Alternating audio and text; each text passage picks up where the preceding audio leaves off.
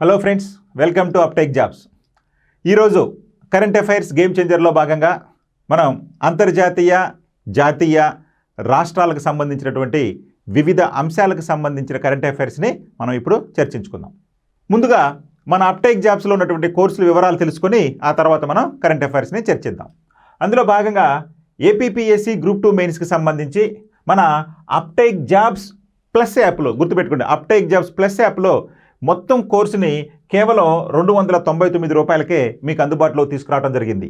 కాబట్టి మీరు చూసుకోండి, అప్టెక్ జాబ్స్ ప్లస్లో ఈ అవకాశం మనకుంది. అది అప్టెక్ జాబ్స్లో మాత్రం యథావిధిగానే, అంటే మనం ఆఫర్ కొనసాగిస్తూనే ఉన్నాం. అక్కడ 559 రూపాయలు ఫుల్ కోర్స్ ఉంది. అదేవిధంగా క్విక్ రివిజన్ వచ్చేసి 349 ఉంది. అప్టెక్ జాబ్స్ ప్లస్లోనేమో 299 అంటున్నారు, అప్టెక్ జాబ్స్లోనేమో 559 అంటున్నారు. అంటే ఈ రెండింటికి వ్యత్యాసం ఏంటంటే, ఇక్కడ మనము టెస్టులు మాత్రమే పెడతాం, ఇక్కడ ఆ టెస్టులతో పాటు ఎక్స్ప్లెనేషన్ కూడా ఉంటుంది. అదేవిధంగా సెక్షన్ వైజ్గా టెస్ట్ సిరీస్ కూడా ఇందులో ఉంది. అందుకని ఈ వ్యత్యాసం అని గమనించగలరు. రెండు కూడా 3 నెలల వ్యత్యాసమే, 3 నెలల వ్యాలిడిటీ ఉంటుంది. కాబట్టి దీన్ని మీరు వినియోగించుకోండి.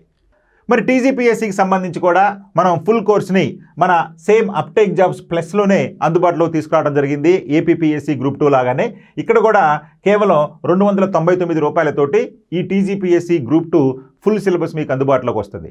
ఇక మన అప్టెక్ జాబ్స్లో తీసుకుంటే కనుక ఆంధ్రప్రదేశ్, తెలంగాణకు సంబంధించినటువంటి డిఎస్సి, టెట్ ఎగ్జామ్స్కి సంబంధించినటువంటి ఫుల్ కోర్సులు మీకు అందుబాటులో ఉన్నాయి. 1 ఇయర్ వ్యాలిడిటీ తోటి, అంటే టెట్తో పాటుగా డిఎస్సి కూడా ఉపయోగపడే విధంగా ఇక్కడ కోర్సు మీకు 1 ఇయర్ పాటు ఇవ్వడం జరిగింది. సో వీటన్నిటికీ సంబంధించి మీకు కొన్ని ఫ్రీ వీడియోస్ కూడా ఉంటాయి. ఆ ఫ్రీ వీడియోస్ చూడండి, నచ్చితే మన యాప్ని పర్చేజ్ చేయొచ్చు. ఓకే, మొదటి అంశం ఇది ఎకానమీకి సంబంధించినటువంటి కరెంట్ అఫైర్స్గా ఉంటుంది. దేశ జీడిపిలో పెరుగుతున్న పర్యాటక రంగం వాటా. దేశ జీడిపిలో పెరుగుతున్న పర్యాటక రంగం వాటా.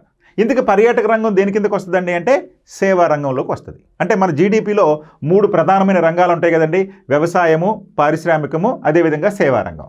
మరి ఈ పర్యాటక రంగం దేని కిందకు వస్తుందంటే సేవా రంగంలో ఒక భాగం. అంటే సేవా రంగంలో అత్యధికంగా మనకి వనరులను సమకూర్చేది లేదా ఆదాయాన్ని సమకూర్చేటటువంటి రంగాలలో పర్యాటక రంగం కూడా ఒకటి. రైట్, చూడండి, లోక్సభలో కేంద్రం వెల్లడించినటువంటి వివరాల ప్రకారం చారిత్రక ప్రదేశాలు, ప్రఖ్యాత పుణ్యక్షేత్రాలకు విదేశాల నుంచి పెద్ద సంఖ్యలో పర్యాటకులు ఇండియాకి వస్తున్నారని, అంటే ఇప్పుడు జరుగుతున్నటువంటి ఈ యొక్క పార్లమెంట్ సెషన్స్లో ఈ యొక్క వివరాలు ఇవ్వడం అనేది జరిగింది. ఏంటండి, చారిత్రక ప్రదేశాలు, ప్రఖ్యాత పుణ్యక్షేత్రాలు విదేశాల నుంచి పెద్ద సంఖ్యలో పర్యాటకులను ఆకర్షిస్తున్నాయని చెప్పి ఈ సందర్భంగా లోక్సభలో అడిగినటువంటి ప్రశ్నకు పలానా కన్సర్న్ మంత్రి సమాధానం ఇవ్వడం జరిగింది. ఇక దీనివల్ల ఆర్థిక వ్యవస్థకు మేలు కలుగుతోందని, మరి కోవిడ్ సమయంలో పర్యాటకం దెబ్బతిన్న అనంతరం తిరిగి పుంజుకుందని కూడా ఈ సందర్భంగా లోక్సభకి తెలియజేయడం జరిగింది. ఇక ఆయా ఆర్థిక సంవత్సరాల్లో భారత స్థూల దేశీయోత్పత్తిలో పర్యాటక రంగం వాటా మనం కనుక చూస్తే, ఇక్కడ చూస్తే కనుక 2018-19లో పర్యాటక రంగం వాటా 5.01% ఉండేది. అది 19-20లో 5.18% వెళ్ళింది. ఇక 2021లో చూడండి, ఎందుకంటే ఈ డేటా మీకు ఇచ్చింది కరోనా సమయంలో బాగా మందగించింది. ఎందుకంటే విదేశీ పర్యాటకులు ఎవరు కూడా మన భారతదేశానికి రాలేదు. అదేవిధంగా మన భారతదేశం నుంచి ఇతర దేశాలకు కూడా పర్యాటకులు అనేది వెళ్ళలేదు. సో ఈ విధంగా 2021లో చూస్తే అమాంతం 1.5%గా ఉంది. చూసారండి, అంటే 19-20లో 5.18%గా ఉన్నటువంటి జీడిపిలో పర్యాటక రంగం వాటా 2021 వచ్చేసరికి కేవలం 1.50కే పడిపోయింది. ఆ తర్వాత 21-22లో కొంచెం పుంజుకొని 1.75%కి వెళ్ళింది. తర్వాత మళ్ళీ ఇప్పుడు 22-23లో మళ్ళీ 5%కి పెరిగింది. అంటే క్రమంగా కరోనా తర్వాత ఈ పర్యాటకుల సంఖ్య పెరుగుతుంది. ఈరోజు వార్తలో వచ్చినటువంటి ఒక అంశంగా దీన్ని మనం తీసుకున్నాం. రైట్, మరొక ప్రధానమైన అంశం, ఇది మన ప్రధానమంత్రి మోదీ గారికి సంబంధించినటువంటి అంశం. మోదీ లాగ్ పుస్తకావిష్కరణ. ఏంటండి ఈ మోదీ లాగ్, ఎవరు రచించారు, ఎక్కడ దీన్ని రచించారు, మొదలైన విషయాలు ఏంటో చూద్దాం. మోదీ లాగ్ పుస్తకావిష్కరణ, వికసిత భారతదేశం కోసం చర్చలు అనేటువంటి ఉపశీర్షికతోటి ఈ పుస్తకాన్ని డాక్టర్ అశ్విన్ ఫెర్నాండెస్ రచించడం జరిగింది. సో మన మోదీ గారి గురించి ఈ యొక్క డాక్టర్ అశ్విన్ ఫెర్నాండెస్ ఒక బుక్ రాస్తూ, ఏ బుక్ అండి, మోదీ లాగ్ అనే బుక్ రాస్తూ దానికి ట్యాగ్ లైన్గా, అంటే తోకగా ఏం పెట్టాడండి, వికసిత భారతదేశం కోసం చర్చలు. వికసిత భారతదేశం కోసం చర్చలు అని చెప్పి ఆయన ఒక బుక్ను రాయటం జరిగింది.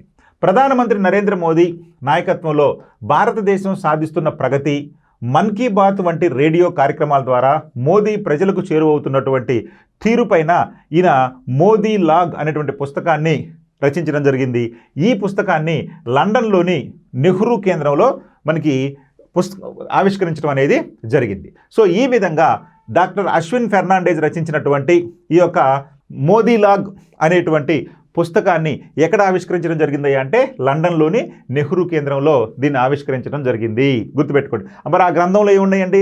ప్రధానమంత్రి అయినటువంటి మన నరేంద్ర మోడీ గారు మనకి ఇస్తున్నటువంటి మన్ కీ బాత్, రేడియోలో వచ్చేటటువంటి కార్యక్రమాలు, మన్ కీ బాత్ వంటి కార్యక్రమాలు, అదేవిధంగా వికసిత భారతదేశం కోసం ఆయన జరుపుతున్నటువంటి చర్చలు, ఇవన్నీ కూడా చర్చల రూపంలో ఈ గ్రంథంలో రచించడం, ఈ గ్రంథంలో పొందుపరచడం అనేది జరిగింది. ఇక పుస్తకంలోని 33 అధ్యాయాల్లో వివిధ రంగాల్లో భారత సాధిస్తున్న ప్రగతిని వివరించడం జరిగింది. ఈ పుస్తకావిష్కరణలో కేంద్ర మాజీ మంత్రి స్మృతి ఇరానీ గారు కీలక ఉపన్యాసం చేయడం జరిగింది. అంటే ఈ పుస్తకావిష్కరణ సందర్భంగా ఆమెని పిలిస్తే, అంటే మన మాజీ కేంద్ర మంత్రి అయినటువంటి స్మృతి ఇరానీని ఆహ్వానిస్తే ఆమె ఈ సందర్భంగా ఆమె ఒక కీలక ఉపన్యాసం చేయడం కూడా జరిగింది. కాబట్టి గుర్తుపెట్టుకోండి, మోదీ లాగ్ అనేది, ఇటీవల మోదీ లాగ్ అనేటువంటి గ్రంథాన్ని రచించింది ఎవరయ్యా అంటే డాక్టర్ అశ్విన్ ఫెర్నాండేజ్. ఇది గుర్తుపెట్టుకోండి. అలా కాకుండా మోదీ లాగ్ పుస్తకానికి ఉపశీర్షికగా ఏముందయ్యా అంటే వికసిత భారతదేశం కోసం చర్చలు, అంటే conversation with a Viksit Bharat, conversation with Viksit Bharat అనేటువంటిది ఈ మోదీ లాగ్ అనే పుస్తకానికి ఉపశీర్షికగా ఉంది. Okay, right. మరొక ప్రధానమైనటువంటిది ఈ దాఖిల్ పోర్టల్.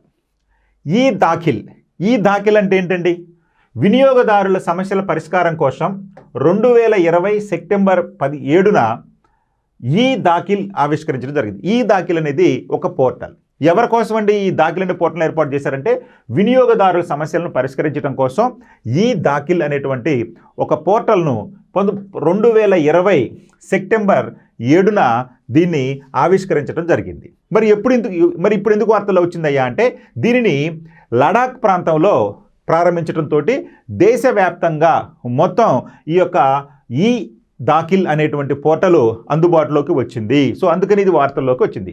మిమ్మల్ని అడుగుతాడు, ఈ దాఖిల్ పోర్టల్ దేనికి సంబంధించిందయ్యా అంటే వినియోగదారుల సమస్యలను పరిష్కరించడం కోసం లేదా తెలుసుకోవడం కోసం ఈ పోర్టల్ను ఏర్పాటు చేయడం జరిగింది. ఎవరికైనా వినియోగదారులకు సంబంధించి సమస్యలు కనుకుంటే ఈ పోర్టల్లో కనుక వాళ్ళు నమోదు చేసుకుంటే వాళ్ళ సమస్యలకు పరిష్కారం అనేది దొరుకుతుంది. సో కాబట్టి వినియోగదారుల సమస్యల కోసం 2020 సెప్టెంబర్ 7న ప్రారంభించారు ఈ దాఖిల్ అనేటువంటి పోర్టల్ను. ప్రస్తుతం దేశవ్యాప్తంగా అన్ని రాష్ట్రాల్లో, కేంద్రపాలిత ప్రాంతాల్లో ఈ పోర్టల్ సేవలు అందుబాటులోకి వచ్చాయి. మరి ఈ దాఖిల్ పోర్టల్లో వినియోగదారులు కేసు నమోదు చేసేందుకు, తన ఫిర్యాదులు ఏ స్థాయిలో ఉందో పరిశీలించి నిర్వహణ వంటి సమస్యలను కూడా పొందవచ్చును. సో ఈ విధంగా మనకి ఈ పోర్టల్లో వినియోగదారులు కేసు నమోదు చేసుకోవచ్చు. నమోదు చేసినటువంటి కేసు ఎక్కడుంది, ఎప్పుడు సమస్య పరిష్కారం అవుతుందనే విషయాలు కూడా ఈ దాఖిల్ పోర్టల్ ద్వారానే వినియోగదారులు తెలుసుకోవచ్చు. ఇక త్వరలోనే ఈ జాగృతి పోర్టల్ కూడా తీసుకువచ్చేందుకు సన్నాహాలు చేస్తున్నట్లు తెలుస్తుంది. అంటే ఈ జాగృతి ఏ విధంగా అయితే వినియోగదారుల సమస్యల కోసం ఈ దాఖిల్ పోర్టల్ని ఏర్పాటు చేశారో అదేవిధంగా ఈ జాగృతి పోర్టల్ను కూడా తీసుకురానున్నారు కేంద్ర ప్రభుత్వం. సో కాబట్టి చూడండి, మనకి ఈ దాఖిల్ పోర్టల్కి సంబంధించినటువంటి వివరాలు ఈ విధంగా ఉంటాయి. ఇది ఒక లోగోగా మనం గుర్తుపెట్టుకోవాలి. రైట్. మరొక ప్రధానమైనటువంటి టాపిక్, బాల్య వివాహాలకు వ్యతిరేకంగా బాల్ వివాహ్ ముక్తి భారత్. Very important. అంటే దాదాపు అందరి పేర్లోనే ఉంది కాబట్టి ఇది ఎందుకు అనేది చెప్పొచ్చు. అంటే బాల్ వివాహ్ ముక్త్ భారత్, బాల్ వివాహ్ ముక్త భారత్ అనేటువంటిది దేనికి సంబంధించింది? బాల్య వివాహాలకు వ్యతిరేకంగా వచ్చినటువంటిది. సో కాబట్టి దీని విషయం ఏంటో చూద్దాం. బాల్ వివాహ్ ముక్త భారత్ ప్రచారాన్ని కేంద్ర మహిళా మరియు శిశు అభివృద్ధి శాఖ మంత్రి శ్రీమతి అన్నపూర్ణాదేవి 27 నవంబర్ 2024న న్యూఢిల్లీలో ప్రారంభించారు. అంటే నిన్న మన మహిళా శిశు సంక్షేమ మంత్రి, అంటే కేంద్ర మహిళా శిశు సంక్షేమ మంత్రి అయినటువంటి అన్నపూర్ణాదేవి గారు ఈ యొక్క బాల్ వివాహ్ ముక్త్ భారత్ అనేటువంటి ప్రచారాన్ని ప్రారంభించడం జరిగింది. గుర్తుపెట్టుకోండి, బాల్ వివాహ్ ముక్త్ భారత్ అనేటువంటి ప్రచారాన్ని ప్రారంభించడం జరిగింది. ఇక బాల్య వివాహాలనే సామాజిక దురాచారాన్ని నిర్మూలించేందుకు భారత ప్రభుత్వం బాల్ వివాహ్ ముక్త్ భారత్ అనేటువంటి ప్రచారాన్ని ప్రారంభించింది. ప్రచారానికి మద్దతుగా ప్రభుత్వం బాల్య వివాహ రహిత భారత్ పోర్టల్ను, చూడండి ఇక్కడ మరొక పోర్టల్, బాల్య వివాహ రహిత భారత్ పోర్టల్ను కూడా ఆవిష్కరించడం జరిగింది. ఈ ప్రచారాన్ని కేంద్ర శిశు మరియు మహిళాభివృద్ధి మంత్రిత్వ శాఖ పర్యవేక్షిస్తుంది. Very very important. సో ఈ విధంగా బాల్య వివాహాల వ్యతిరేకంగా వచ్చినటువంటి అంశాలను ఏ మంత్రిత్వ శాఖ కిందకు వస్తుందయ్యా అంటే మనకి కేంద్ర శిశు మరియు మహిళాభివృద్ధి మంత్రిత్వ శాఖ, కేంద్ర శిశు మరియు మహిళాభివృద్ధి మంత్రిత్వ శాఖ కిందకి ఈ బాల్య వివాహాల వ్యతిరేక ప్రచారం అనేది వస్తుంది. కాబట్టి ఈ శాఖ ఆధ్వర్యంలో ఈ బాల్య వివాహాలకు వ్యతిరేకంగా బాల్ వివాహ్ ముక్త్ భారత్ అనేటువంటి ప్రచారాన్ని తీసుకురావడం జరుగుతుంది. చూడండి ఇక్కడ ఈ పటంలో మీకు ఈ లోగో కానీ ఇవన్నీ కూడా బొమ్మలు వేయడం జరిగింది దీనికి సంబంధించి. నెక్స్ట్ ఇక బాల్య వివాహాల నిషేధ చట్టం 2006, ఇది బాల్య వివాహ నిరోధక చట్టం 1929 స్థానంలో వచ్చింది. Very very important. అంటే స్వతంత్రానికి ముందే మన భారతదేశంలో 1929 కాలంలో అంటే బ్రిటిషర్స్ కాలంలో మనకి బాల్య వివాహ నిరోధక చట్టం అనేది వచ్చింది. అంటే బాల్య వివాహాలను అరికట్టాలి. ఎందుకంటే అప్పుడు రాజా రామ్మోహన్ రాయ్ వీళ్ళ యొక్క కృషి ఫలితంగా బ్రిటిష్ వారు 1929లో బాల్య వివాహ నిరోధక చట్టాన్ని తీసుకురావడం జరిగింది. ఆ తర్వాత స్వతంత్రం వచ్చిన తర్వాత మళ్ళీ చూడండి అన్ని రోజులకి బాల్య వివాహాల నిషేధ చట్టం 2006లో దాన్ని కొంత సవరిస్తూ బాల్య వివాహాల నిషేధ చట్టం అనేది వచ్చింది 2006లో. ఇక 2006 చట్టం ప్రకారం బాల్య వివాహం అనేది వరుడు అంటే పురుషుని యొక్క వయసు 21 సంవత్సరాలు కంటే తక్కువ, మరి అదేవిధంగా వధువు అంటే అమ్మాయి యొక్క వయసు 18 సంవత్సరాల కంటే తక్కువ ఉన్న ఆ వివాహాన్ని బాల్య వివాహంగా ప్రకటించడం జరుగుతుంది. అంటే అబ్బాయికి 21 సంవత్సరం కంటే తక్కువ, అమ్మాయికి 18 సంవత్సరాల కంటే తక్కువగా కనుక వయసు ఉన్నప్పుడు పెళ్లి చేస్తే అది బాల్య వివాహ కిందకే వస్తుందని చెప్పి ఈ 2006 చట్టం అనేది పేర్కొనడం జరిగింది. ఇక జాతీయ కుటుంబ ఆరోగ్య సర్వే NFHS ప్రకారం 18 ఏళ్లలోపు పెళ్లి చేసుకునే అమ్మాయిల శాతం 2005-2006లో 47% ఉండగా అది 2015-2016 వచ్చేసరికి 27% తగ్గింది. అంటే దాదాపు ఈ 10 సంవత్సరాల్లో మనకి 47% నుంచి 27%, అంటే దాదాపు 20%, అంటే ఈ 20 సంవత్సరాల కాలంలో బాల్య వివాహాలు అనేది ఈ యొక్క 47% నుంచి 27% తగ్గటం జరిగింది. చాలా ఇంపార్టెంట్ పాయింట్ ఇక్కడ మీరు గుర్తుపెట్టుకోవాలి. ఇది మరి అంటే ఇప్పుడు మనకి 47% అనుకున్నాం కదా 2005-6లో. ఇవి చూడండి, అంటే ప్రతి 5 మందిలో ఒక అమ్మాయికి 18 ఏళ్లలోపు నిండకుండానే పెళ్లి జరుగుతుందని చెప్పి మనం గ్రహించాలి. ఇక బాల్య వివాహాలు అత్యధికంగా షెడ్యూల్డ్ కులాలు మరియు షెడ్యూల్డ్ తెగల్లో జరుగుతున్నాయి. అంటే ఎక్కువగా అంటే మనకు తెలుసు కదా బాల్య వివాహాలు జరగడానికి ప్రధాన కారణం తీసుకుంటే రిలీజియస్ కారణం ఒకటైతే నిరక్షరాస్యత అనేది కూడా మరొక కారణంగా మనం చెప్పుకోవచ్చు. అదేవిధంగా షెడ్యూల్డ్ కులాలు షెడ్యూల్డ్ తెగల్లో ఈ బాల్య వివాహాలు అత్యధికంగా జరుగుతున్నాయని కూడా ఆ రిపోర్ట్లో తేలటం జరిగింది. 26% మంది బాలికలు 18 సంవత్సరాల కంటే ముందే వివాహం చేసుకుంటున్నారని చెప్పి కూడా ఆ యొక్క గణాంకాలు మనకి చెప్తున్నాయి. మరి మన దేశంలో అత్యధికంగా బాల్య వివాహాలు ఉన్నటువంటి మొదటి 8 రాష్ట్రాలు కనుక తీసుకుంటే పశ్చిమ బెంగాల్ అనేది అత్యధికంగా, అంటే పశ్చిమ బెంగాల్ రాష్ట్రంలో అత్యధికంగా బాల్య వివాహాలు జరుగుతూ ఉన్నాయి. అదేవిధంగా బీహారు, త్రిపుర, జార్ఖండ్, అస్సాం, ఆంధ్రప్రదేశ్, రాజస్థాన్ మరియు తెలంగాణలలో బాల్య వివాహాలు జాతీయ సగటు కంటే ఎక్కువగా ఉన్నాయి. సో ఇది బాగా గుర్తుపెట్టు, జాతీయ సగటు కంటే ఎక్కువగా బాల్య వివాహాలు ఏ రాష్ట్రాల్లో ఉన్నాయంటే పశ్చిమ బెంగాల్, బీహార్, త్రిపుర, జార్ఖండ్, అస్సాం, ఆంధ్రప్రదేశ్, రాజస్థాన్ మరియు మన తెలంగాణ రాష్ట్రాల్లో ఉన్నాయి. రైట్, మరొకటి క్రీడా రంగానికి సంబంధించినటువంటి వార్త. ఉర్విల్ పటేల్ 28 బంతుల్లో సెంచరీ. ఇది ఒక రికార్డుగా మనం గుర్తుపెట్టుకోవాలి. అంటే 2020లో 28 బంతుల్లోనే ఉర్విల్ పటేల్, ఎవరు ఈ గుజరాత్కి చెందినటువంటి ఉర్విల్ పటేల్ 28 బంతుల్లో సెంచరీ చేసి అందరినీ ఆకర్షించాడు. ఓకే, ఒక కొసమెరుపు ఏంటంటే ఈయన ఐపీఎల్లో ఎవరు ఏ ఫ్రాంచైజీ తీసుకోలేదు, కానీ ఆ కసితోటి మరి ఈయన నిన్న జరిగినటువంటి మ్యాచ్లో ఏకంగా 28 బంతుల్లో సెంచరీ చేయడం అనేది జరిగింది. చూడండి, గుజరాత్ వికెట్ కీపర్ మరియు బ్యాటర్ ఉర్విల్ పటేల్ 35 బంతుల్లో 7 4లు 12 సిక్సర్లతోటి 113 నాటౌట్గా అజేయంగా నిలవటం జరిగింది.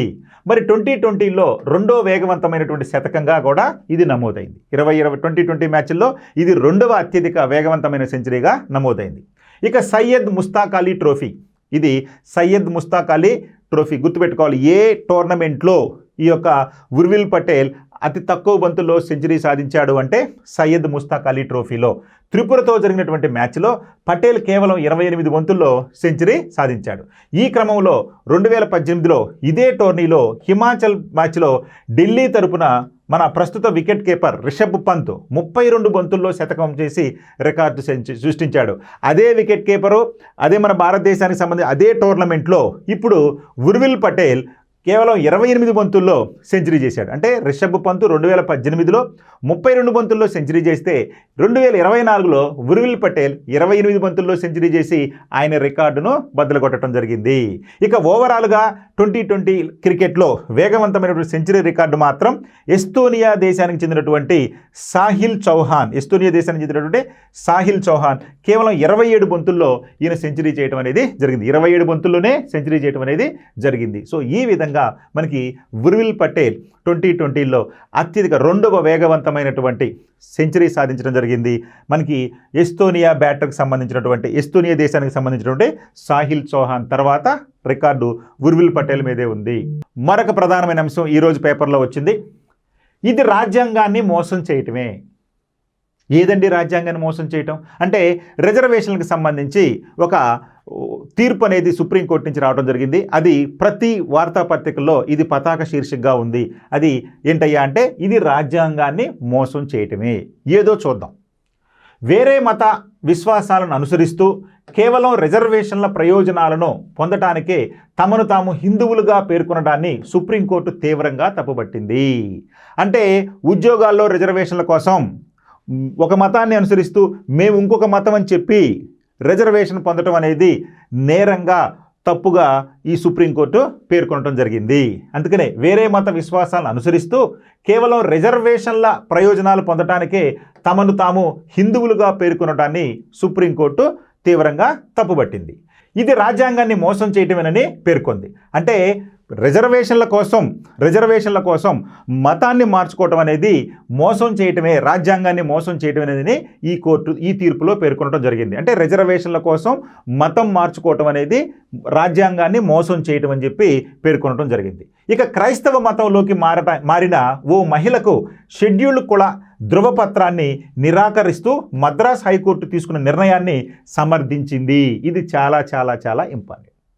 మద్రాస్ హైకోర్టు ఎప్పుడో ఈ యొక్క తీర్పుకు సంబంధించి అది తప్పు, క్రైస్తవ మహిళ హిందూ మతాన్ని తీసుకోవటం వలన అక్కడ ఆమెకి షెడ్యూల్ కులాలు అనేటువంటి ఎస్సీ రిజర్వేషన్ అనేది అప్లై అయ్యింది, అది సమర్థనీయం కాదు, కాబట్టి ఈ షెడ్యూల్ కుల ధృవపత్రాన్ని నిరాకరిస్తున్నాము అని చెప్పి మద్రాస్ హైకోర్టు ఒక నిర్ణయం తీసుకుంది. ఆ మద్రాస్ హైకోర్టు తీసుకున్న నిర్ణయాన్ని ఆ మహిళ సవాలు చేసినప్పుడు మరలా ఇప్పుడు సుప్రీంకోర్టు మద్రాసులో హైకోర్టు ఇచ్చినటువంటి నిర్ణయాన్ని సమర్థించటం జరిగింది. సుప్రీంకోర్టు కూడా అది కరెక్టే, మద్రాస్ హైకోర్టు ఇచ్చింది కరెక్టే అని చెప్పి పేర్కొనడం జరిగింది. కేవలం ఉద్యోగ ప్రయోజనాల కోసం ఆ మహిళ తాను హిందువునని పేర్కొనడాన్ని justice Pankaj Mittal, justice R Mahadevan ధర్మాసనం 21 పేజీల తమ తీర్పులో పేర్కొనటం జరిగింది.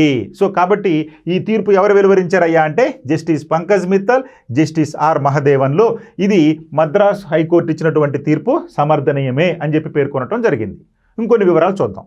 మరి ఇంకో కీలక అంశాన్ని కూడా ఈ తీర్పులో ప్రస్తావించింది. దీంతో పాటు 21 పేజీల తీర్పునివ్వడంతో పాటు మరికొన్ని అంశాలు కూడా ఈ తీర్పులో వాళ్ళు పేర్కొనడం జరిగింది. అవేంటయ్యా అంటే, వేరే మతంలోకి మారాలనుకునేవారు ఆ మతానికి చెందిన సిద్ధాంతాలను, సూత్రాలను, ఆధ్యాత్మిక ఆలోచనలను సంపూర్ణంగా నిర్వహించడం కీలకమని స్పష్టం చేసింది.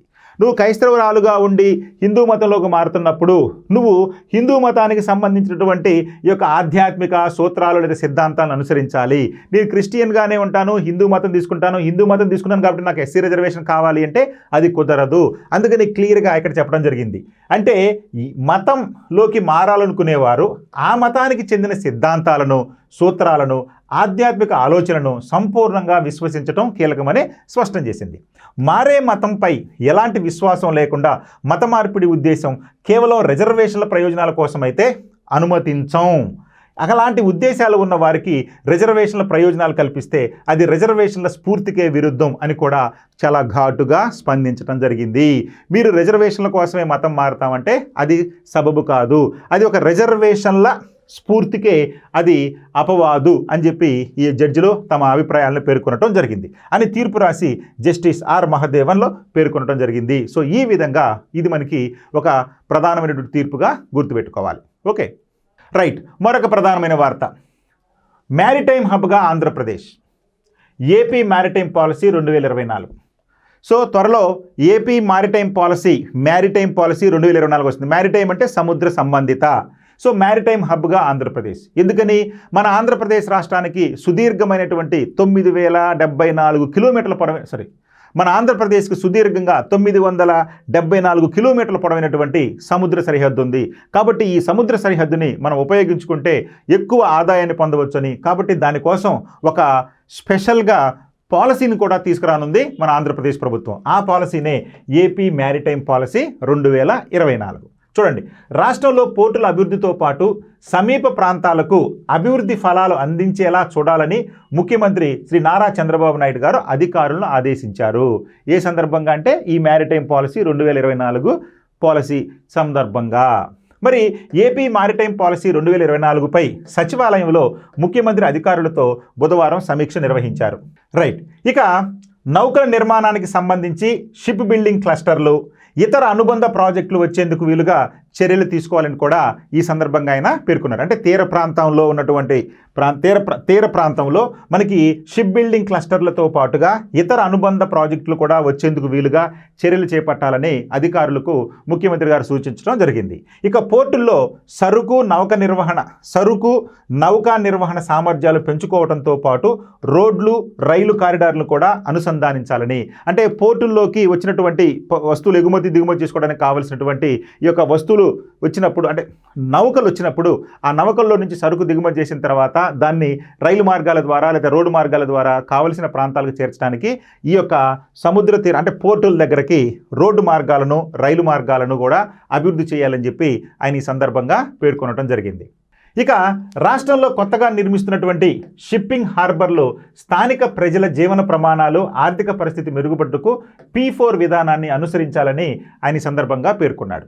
అంటే పబ్లిక్ ప్రైవేట్ పార్ట్నర్షిప్తో పాటు ఈ యొక్క పీపుల్స్ అందరితో కూడా భాగస్వామ్యం ఉండాలి అనే ఉద్దేశంతో P4 అనే విధానాన్ని అనుసరిస్తున్నారు. అంటే స్థానికంగా ఉన్నటువంటి వారికి అధిక ప్రాధాన్యత ఇవ్వాలి అని చెప్పి రాష్ట్రంలో కొత్తగా నిర్మిస్తున్న షిప్పింగ్ హార్బర్లు స్థానిక ప్రజల జీవన ప్రమాణాలు, వారి యొక్క ఆర్థిక పరిస్థితి మెరుగుపడటానికి ఈ P4 విధానాన్ని అనుసరించాలని చెప్పి ఆయన పేర్కొనడం జరిగింది.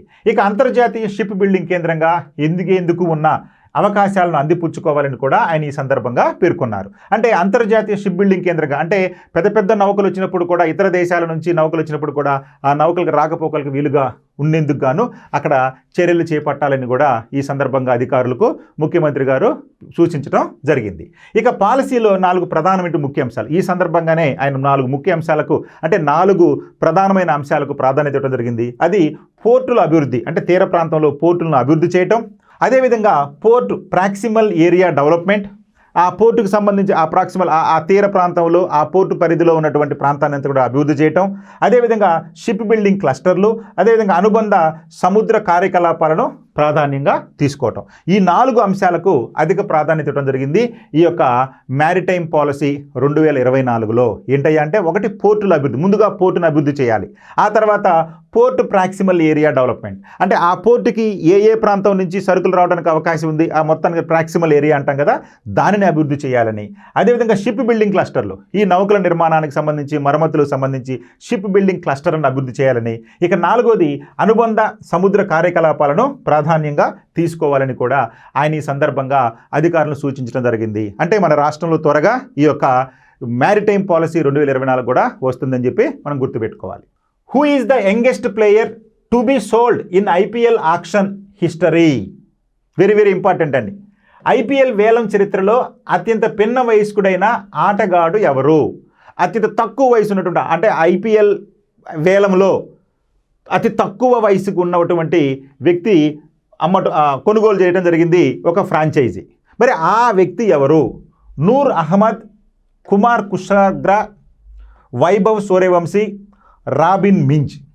వీళ్ళలో అందరూ క్రికెటర్సే, అయితే అతి తక్కువ వయసు ఉన్నవాడు, అదేవిధంగా IPL ఫ్రాంచైజీల్లో ఒక ఫ్రాంచైజీకి అమ్ముడుపోయినటువంటి వ్యక్తి ఎవరు అని అడుగుతున్నాడు. ఎవరయ్యా అంటే Vaibhav Suryavanshi.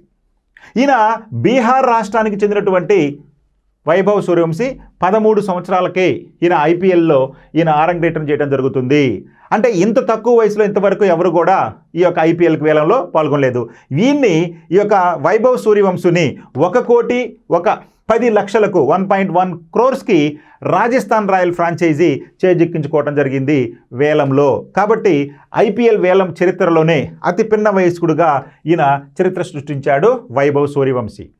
Which ministry has launched the Bal Vivah Mukt Bharat campaign to eradicate child marriage in the country? దేశంలో బాల్య వివాహాలను నిర్మూలించడానికి ఏ మంత్రిత్వ శాఖ బాల్ వివాహ్ ముక్త్ భారత్ ప్రచారాన్ని ప్రారంభించింది? బాల్ వివాహ్ ముక్త్ భారత్ నుంచి పారదోలండి దీన్నండి బాల్య వివాహాలను అనేటువంటి ప్రచారాన్ని ప్రారంభించినటువంటి మంత్రిత్వ శాఖ ఇదేనండి. మంత్రిత్వ శాఖ అని అడుగుతున్నాడు. కేంద్ర ఆరోగ్యం మరియు కుటుంబ సంక్షేమ మంత్రిత్వ శాఖ, కేంద్ర మహిళా మరియు శిశు అభివృద్ధి మంత్రిత్వ శాఖ, కేంద్ర గిరిజన వ్యవహారాల మంత్రిత్వ శాఖ, కేంద్ర పంచాయతీరాజ్ మంత్రిత్వ శాఖ. మరి ఈ శాఖల్లో ఎవరు బాల్ వివాహ్ ముక్త్ భారత్ ప్రచారాన్ని ప్రారంభించింది? ఏదండి?